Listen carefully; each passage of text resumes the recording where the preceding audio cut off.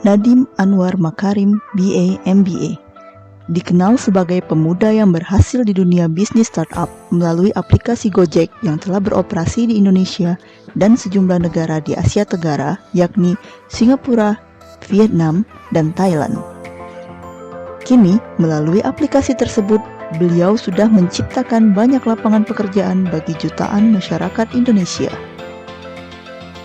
Saat ini, beliau menjabat sebagai Menteri Pendidikan, Kebudayaan, Riset, dan Teknologi Indonesia pada Kabinet Indonesia Maju, pemerintahan Presiden Joko Widodo dan Kiai Haji Ma'ruf Amin. Ia menjadi menteri termuda di usianya yang ke-35 tahun saat pertama kali menjabat sebagai Menteri Pendidikan dan Kebudayaan. Beliau juga dinobatkan sebagai salah satu dari 100 tokoh masa depan dunia versi majalah Time. Dalam video ini, kami akan mengangkat tokoh Nadiem Makarim sebagai role model tokoh berakhlak.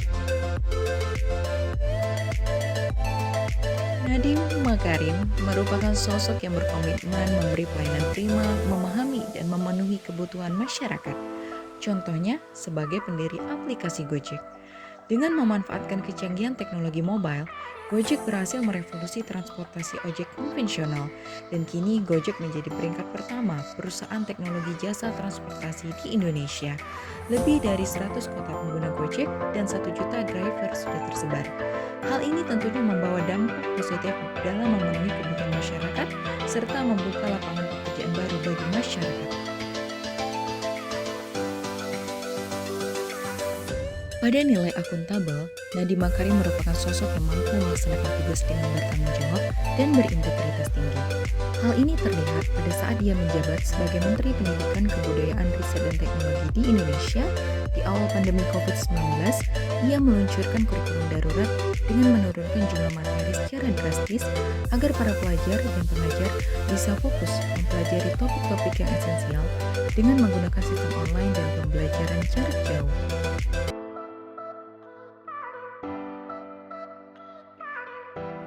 Pada core value kompeten, Bapak Nadiem menunjukkan bukti tersebut melalui transformasi program Merdeka Belajar yang terdiri sebanyak 14 episode. Dengan episode 1, beliau langsung membuat gebrakan dengan mengganti ujian nasional menjadi asesmen kompetensi nasional, di mana pada awalnya mendapatkan kontra dari berbagai pihak.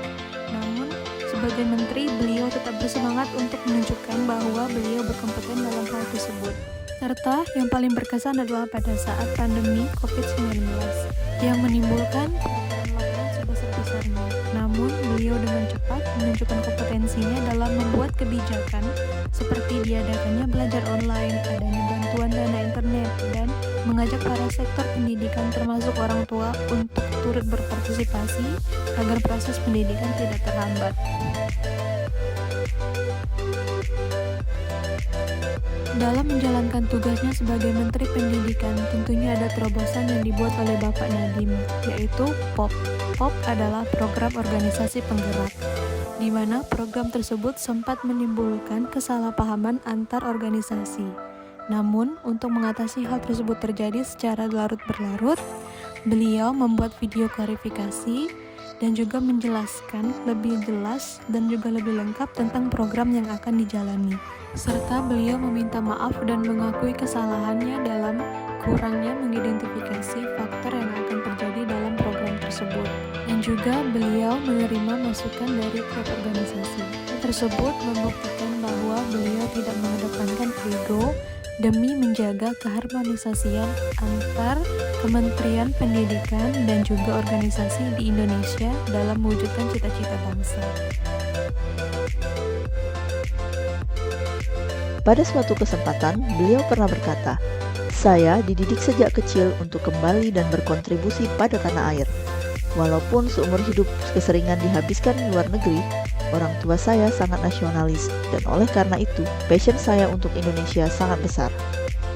Pada tanggal 22 Oktober 2019, ia resmi meninggalkan sesuatu yang pasti dengan mengundurkan diri dari Direktur Utama Gojek, startup dekakon pertama di Indonesia yang ia rintis untuk mengabdi kepada negeri sebagai seorang menteri, karena baginya ini merupakan amanah dan tantangan untuk memajukan Indonesia.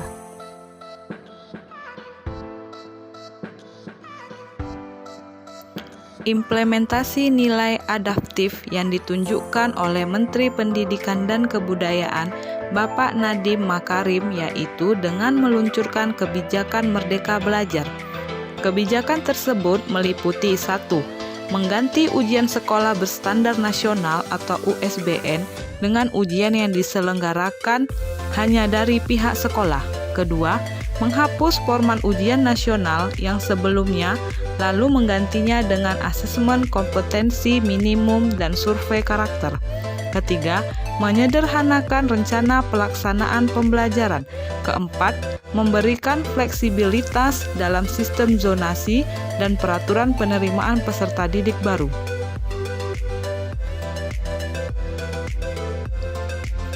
Implementasi nilai kolaboratif yang ditunjukkan oleh Bapak Nadiem Makarim selaku Menteri Pendidikan dan Kebudayaan dengan melakukan kegiatan kolaboratif dengan Google Indonesia.